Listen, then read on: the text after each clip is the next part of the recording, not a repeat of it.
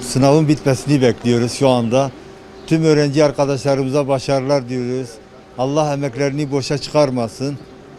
Bakalım hayırlısı Allah'tan. Yarın da inşallah böyle aynı bu zamanda bulunacağız inşallah.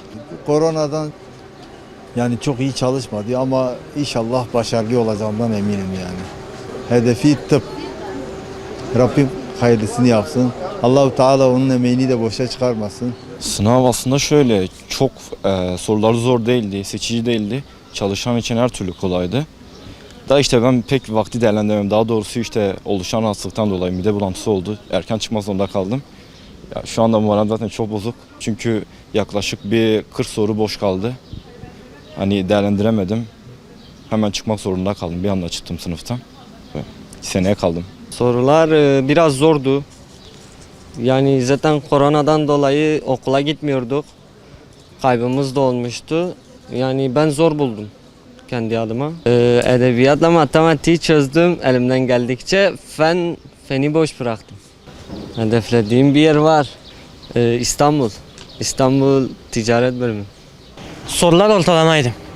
Hani ortalama zorluktaydı. Matematik fazla zor değildi. 4-5 tane basit soru vardı. Bir 15-20 tanesi ortalamaydı. Birkaç tane de ağır soru vardı. Kötü.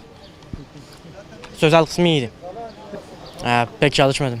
Neden? Bu yılı boş geçirdim vallahi.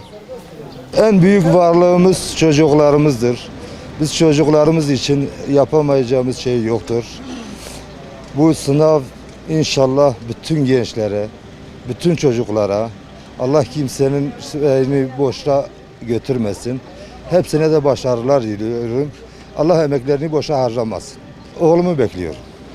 Fazla değil. Bu sene bu koronadan dolayı bu dershaneler kapandığı için fazla şey yapmadı. Yani yeteri kadar evde şey yapıyordu.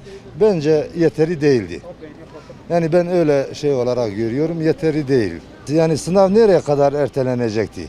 Bu koronanın şeyi belli değil yani. Belki önümüzdeki seneye kadar da gidebilir. Peki bu çocukların şey ne olacak? Mecburi. Bence sınav yani zamanında yani hayırlısı diyelim.